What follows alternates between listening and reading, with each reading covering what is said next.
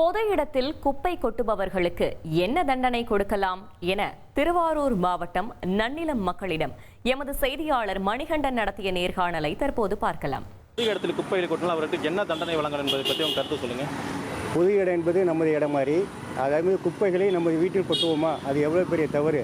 அதே மாதிரி குறைந்தபட்சம் பொது இடங்களில் குப்பை கொட்டினால் அவங்களுக்கு ஃபைன் அடிக்கும் புண்ணியம் இல்லை. குறைந்தபட்சம் ஒரு 3 மாதமாவது அவங்களுக்கு சிறை தண்டனை கொடுத்தால் குப்பை கொட்டுவது குறை. சுத்தம் என்பது நமக்கு சொர்க்கம் உள்ள வீடு தான். சுத்தம் என்பதை மறந்தால் நாடும் குப்பை மேடு தான்.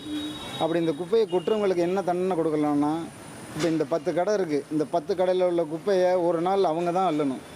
இதுதான் அவங்களுக்கு சரியான தண்டனையாக இருக்கும். எந்த இடத்துலையுமே குப்பைகளை கொண்டாந்து தான் வீட்டில் உள்ள குப்பையை கொண்டாந்து பக்கத்தில் கொட்டுறதோ பொதுவான இடத்துல கொட்டுறதையோ தவிர்க்கணும். அதையும் மீறி குப்பையை கொட்டுறவங்களுக்கு அந்த தூய்மை பணியாளர்கள் அதை கஷ்டப்பட்டு எடுத்து க்ளீன் பண்ணுறாங்க.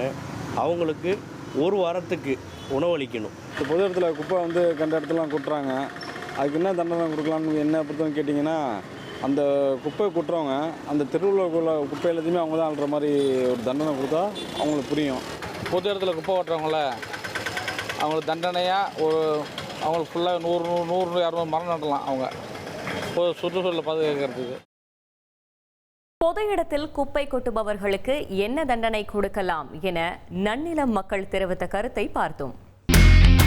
இனி செல்லும் இடமெல்லாம் செய்தி. தந்தி டிவியின் வாட்ஸ்அப் சேனலை ஃபாலோ பண்ணினா செல்ல இருக்கும் இடமெல்லாம் செய்தி.